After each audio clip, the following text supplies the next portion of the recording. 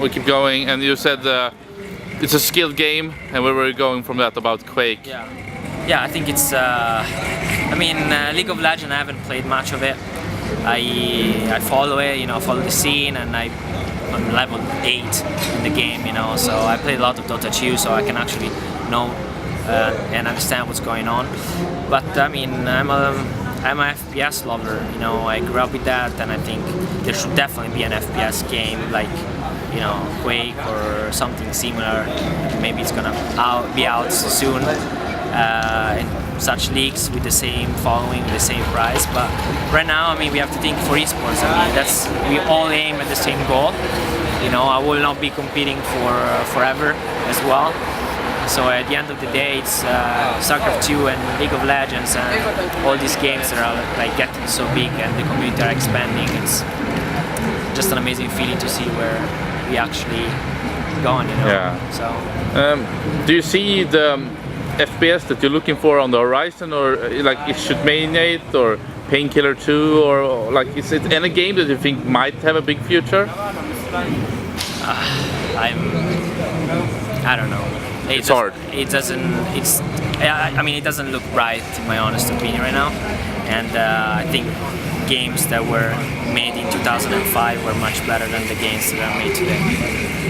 This is just my honest opinion right now.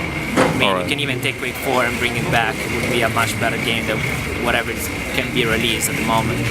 I tried Painkiller 2. I don't know. I don't even know if there is an NDA or if I can even talk about it. But I heard that you couldn't configure anything at the moment, no, so it's hard to play. Super early beta. Yeah. So we can't really judge or say anything about it. Painkiller has always been like one of my favorite games for sure. It's just really good. Balance, fast, a lot of skill involved, so the graphics looks amazing. That's one thing I can say, but there are not all the weapons are already included in the new beta, and I don't know. I'm not really happy about the games. How the games are right now. They're too easy. There is not much skill involved at all, like back in the days. Yeah. So I mean, for me, if you would tell me, okay, here's $1 million to a tournament, I will use probably one of the old games. All right. That's yeah. About the Italian esports scene, how it's looking at the moment? Do you see any good signs? Yeah, it's really divided in so many small communities. Back in the days, we had like a big forum called NGI, where all the people was going there, and I guess they also did some LAN events, you know, and a couple of thousand people, you know, started going, and slowly they just died because they sold to a bigger company and they started selling internet connection, and then I guess their primary business model became that, and they just didn't care about gaming anymore.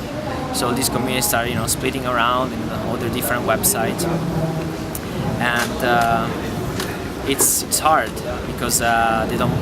FPS are not really followed anymore. World of Warcraft came out, and lots of people start playing that. And the StarCraft 2 scene is going well. Yeah, there are a lot of activities. The fighting games community also it's pretty strong.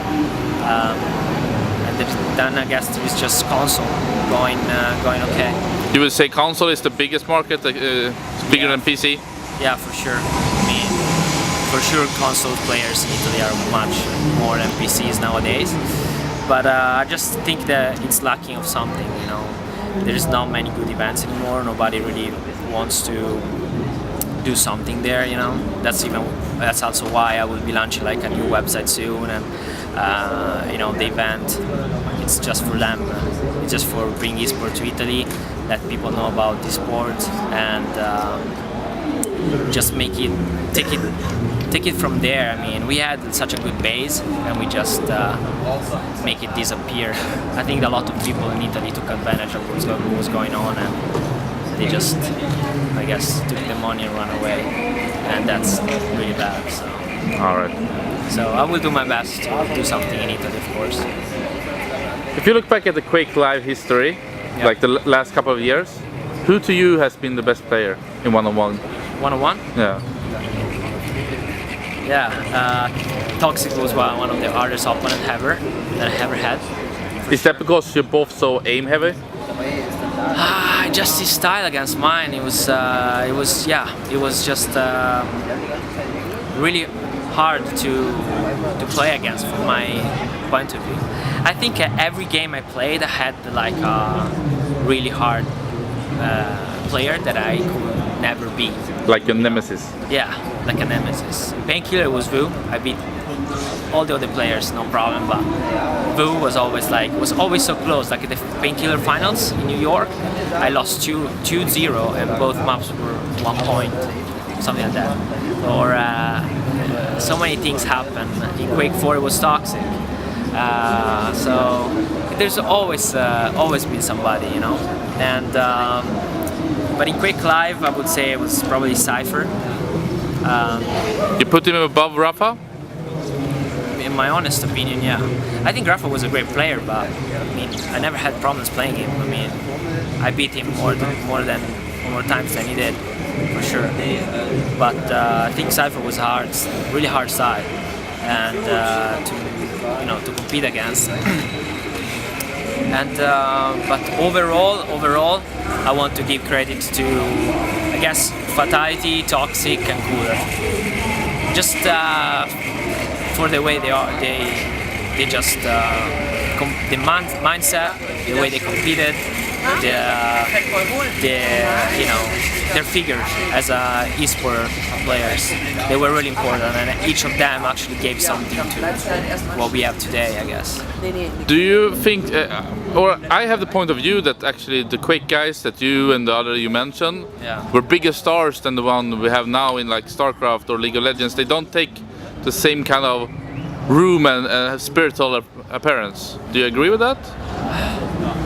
Well, I think it was different back in the days. I even think that some of the events were even more professional back in the days than today.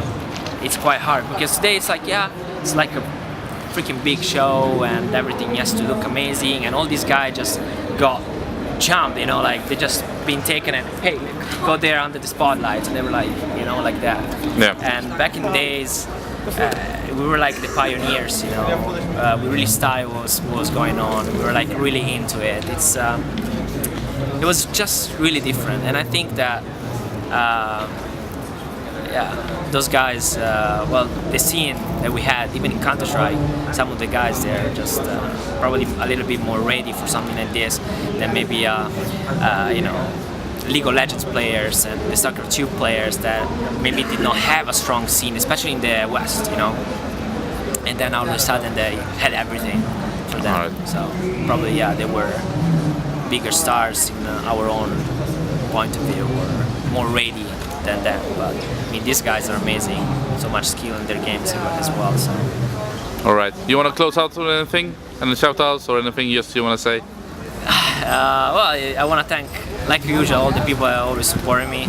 I know, I mean, I've been doing a lot of things lately here and there, and sometimes, you know, I'm always behind the scene and working on something. But I know that, you know, you've always been there for me, and that I'm really thankful. And I hope to announce, you know, a lot of cool things really soon. So. We wait and stay tuned. Yeah. Thank you so much. Thank you.